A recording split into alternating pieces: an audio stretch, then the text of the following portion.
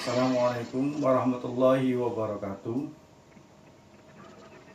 Alhamdulillah, bersyukur kepada Allah Subhanahu wa Ta'ala, yang mana pada hari ini kita dapat melanjutkan aktivitas kita, dan sholawat serta salam kita peruntukkan buat junjungan alam Nabi besar kita Muhammad sallallahu alaihi wasallam.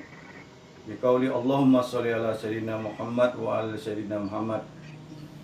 Anak-anak Bapak, siswa-siswi kelas 9 yang Bapak banggakan, pada kesempatan ini pertemuan awal di tahun ajaran baru 2020-2021. Sebelum pelajaran kita mulai, marilah kita berdoa agar kiranya apa yang kita sampaikan, apa yang Bapak sampaikan, apa yang kamu simak mendapat ridho daripada Allah Subhanahu wa Ta'ala dan menambah ilmu bagi kita semua. Bi barakatil Fatihah. Amin. Kepada anak-anak Bapak semuanya, kelas 9, khususnya siswa beragama Muslim, pada hari ini kita mulai materi kita.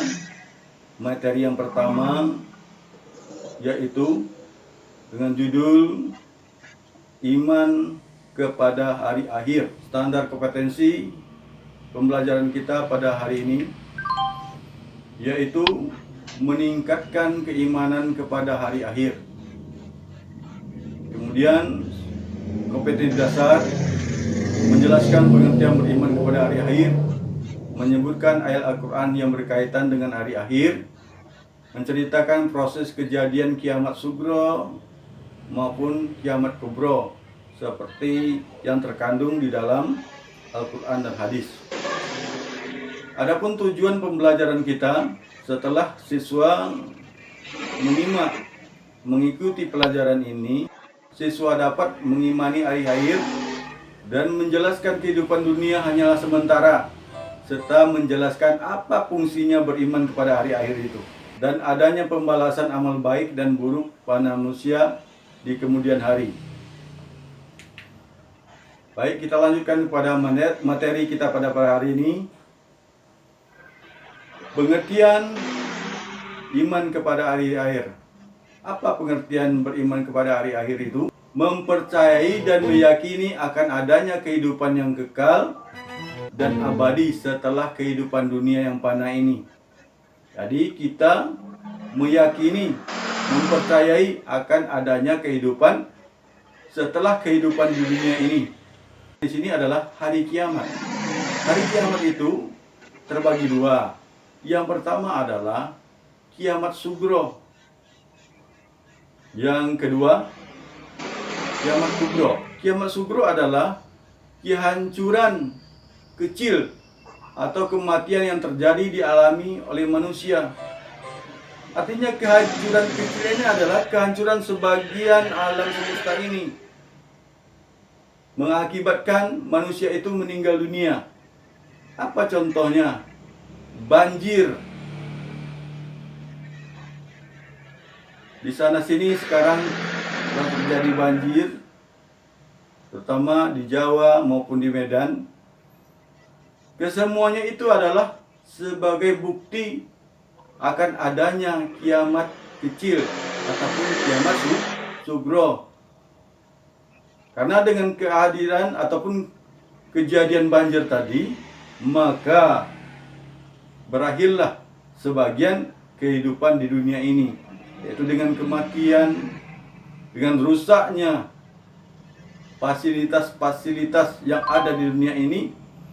Maka itulah sebagai bukti terjadinya kiamat sugro. Yang kedua adalah, contohnya kiamat sugro ini adalah gempa bumi maupun yang lain, sepertinya tsunami, terjadinya kecelakaan dan lain sebagainya. Itu adalah sebagai bukti terjadinya kiamat sugro pada kehidupan ini. Sebenarnya Bapak akan menampilkan video tentang contoh-contoh terjadinya kiamat sugro, baik itu banjir yang terjadi di negara kita maupun tsunami, merupakan terjadinya kiamat sugro, maupun kematian yang sebenarnya ingin Bapak tayangkan videonya. Namun pada kesempatan ini Bapak akan menjelaskan terlebih dahulu sebelum nantinya pada pertemuan akhir kita akan menampilkan video-video tentang terjadinya kiamat sugro. Baik, kita lanjutkan. Kita masuk kepada kiamat kubro. Apa itu kiamat kubro? Kiamat kubro adalah kehancuran seluruh alam semesta setelah trompet sangkakala kiamat ditiup oleh malaikat Israfil. Jadi malaikat Israfil ini tugasnya adalah meniup sangkakala kiamat atau trompet. Jadi trompet yang pertama ditiup oleh malaikat Israfil, maka hancurlah seluruh alam ini, kecuali yang kekal abadi hanyalah Allah Subhanahu wa Ta'ala. Baik, kita akan membacakan dalil tentang hari akhir. وَأَنَّ السَّاعَةَ آتِيَةٌ لَا رَيْبَ فِيهَا وَأَنَّ اللَّهَ يَبْعَثُ مَن فِي alam yang الْقُبُورِ. selanjutnya itu alam barzah. Sebagaimana firman Allah Subhanahu wa Ta'ala dalam surat Al-Hajj, maksud Bapak dalam surat Al-Hajj ayat 7 yang berbunyi, A'udzubillahi minasyaitonirrajim, bismillahirrahmanirrahim, wa annas sa'ata atiyatul la raiba fiha wa annallaha yab'atsu man fil qubur. Kira anak-anak Bapak bisa membaca di rumah. Silakan. Yang artinya adalah sesungguhnya hari kiamat itu pastilah datang, tidak adalah keraguan padanya, dan bahwasanya Allah membangkitkan manusia atau orang-orang yang di dalam kubur. Jadi setelah terjadinya kiamat, manusia berada di alam barzah atau alam kubur walaupun tidak dikubur. Artinya apa? Banyak kejadian-kejadian ataupun kecelakaan, umpamanya tenggelamnya kapal di laut yang membuatkan jenazah ada sebagian yang tidak ditemukan dan tidak bisa dikubur, namun mereka tetap berada di alam barzah. Jadi walaupun tidak dikubur, walaupun dikatakan alam barzah itu adalah alam kubur, namun walaupun tidak dikubur tetap dinamakan mereka masuk kepada alam barzah. Maupun kejadian hilangnya pesawat, mereka tidak ada kuburnya, namun mereka tetap berada di alam barzah. Adapun yang berkaitan dengan hari akhir itu, yang sebagaimana yang Bapak nyatakan tadi adalah alam barzah, diantaranya pada sebagian manusia sekarang yang telah meninggal dunia, mereka berada di alam barzah, menunggu datangnya hari kiamat.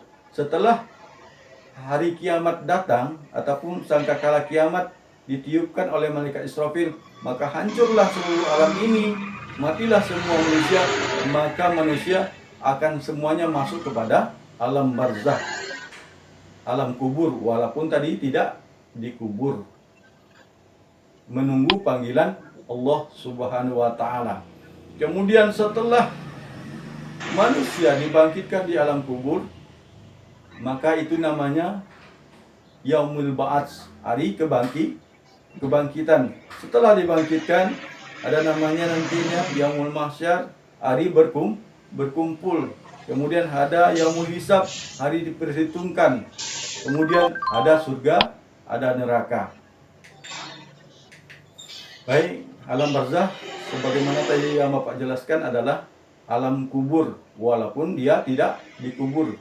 Saudara-saudara kita yang telah meninggal dunia, mereka telah berada di alam barzah, walaupun nanti dia tidak menemukan hari kiamat, namun mereka pada saat ini sudah menunggu di alam barzakh.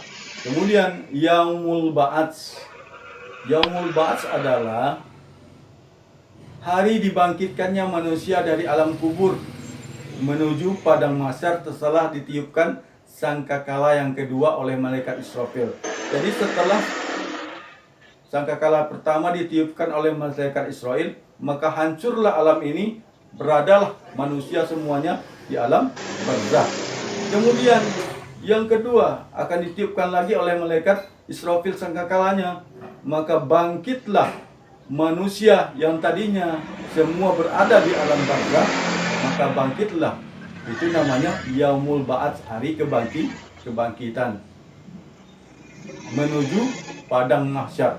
Sebagaimana firman Allah Subhanahu wa taala dalam surat Az-Zumar ayat 68 yang bisa kalian baca sendiri, yang artinya, dan sangkakala pun ditiup, maka matilah semua makhluk yang di langit dan di bumi kecuali mereka yang dikehendaki Allah Subhanahu wa taala. Kemudian ditiup sekali lagi, artinya sangkakala kedua oleh malaikat Israfil, maka seketika itu mereka bangun dari kuburnya menuju keputusan Allah Subhanahu wa taala. Kemudian kita masuk kepada yaumul berikutnya, yaitu Yaumul Mahsyar. Yaumul Mahsyar adalah saat dikumpulkannya seluruh manusia yang tadi dibangkitkan dari alam kubur di padang yang luas. Itu namanya padang mahsyar, hari berkumpul. Sebagaimana sabda Rasulullah SAW yang artinya, pada hari kiamat manusia dikumpulkan di atas tanah yang rata seperti roti putih, yang bundar dan pipih, tidak ada tanda untuk seorang pun yang bisa selamat di sana. Kemudian berikutnya adalah Yaumul Hisab. Yaumul Hisab itu adalah hari perhitungan atau hari diperhitungnya seluruh amal perbuatan manusia, baik amal yang baik maupun amal yang buruk, untuk menerima balasan dari Allah Subhanahu wa taala. Jadi setelah dikumpulkan manusia itu, nanti dihitung amal perbuatannya. Apakah amal perbuatannya itu lebih banyak baiknya, apakah lebih banyak yang jahatnya? Kesemuanya itu tidak luput daripada perhitungan Allah Subhanahu wa taala. Sebagaimana firman Allah Subhanahu wa taala dalam surat Zalzalah ayat 7 dan 8, Allah berfirman, A'udzubillahi minasyaitonirrajim. Bismillahirrahmanirrahim. Faman ya'mal mithqala dzarratin khairan yarah. وَمَنْ يَعْمَلْ مِثْقَالَ ذَرَّةٍ شَرًّا يَرَهُ. Ayo anak-anak Bapak semuanya, silakan ikuti Bapak membacanya. وَمَنْ يَعْمَلْ مِثْقَالَ ذَرَّةٍ خَيْرًا يَرَهُ. وَمَنْ يَعْمَلْ مِثْقَالَ ذَرَّةٍ شَرًّا يَرَهُ. Terima kasih pada anak-anak yang mengikuti bacanya. Artinya, barang siapa yang mengerjakan kebaikan seberat zarah pun, niscaya dia akan melihat balasannya. Dan barang siapa yang mengerjakan kejahatan seberat zarah pun, niscaya dia juga akan melihat balasannya. Baiklah, setelah amal manusia ditimbang dan dihitung dan dibalas oleh Allah Subhanahu wa taala, maka seandainya mereka adalah berat amal kebaikannya, maka insya Allah mereka akan masuk kepada surganya Allah Subhanahu wa taala. Surga adalah tempat di mana orang yang dimasukkan adalah orang-orang yang beramal yang baik selama di dunia dan mengerjakan kebajikan selama di dunia dan beriman kepada Allah Subhanahu wa taala. Kemudian apabila manusia tersebut lebih berat amal kejahatannya, lebih banyak dosanya daripada pahalanya, maka mereka akan masuklah ke dalam nerakanya Allah. Anak-anak Bapak semuanya, alhamdulillah setelah penjelasan tentang neraka tadi, usailah pelajaran kita pada pertemuan kali ini. Kita akan lanjutkan pada pertemuan yang akan datang. Kita akan membahas fungsi beriman kepada hari akhir. Untuk itu, Bapak ucapkan ribuan terima kasih kepada kamu semua telah mengikuti pembelajaran pada hari ini. Begitu juga kepada wali murid kami ucapkan terima kasih. Tetap di rumah, kalau seandainya tidak ada keperluan jangan keluar rumah. Jaga kebersihan diri. Semoga Allah Subhanahu wa taala melindungi kita semua. Billahi taufiq wa hidayah. Wassalamualaikum warahmatullahi wabarakatuh.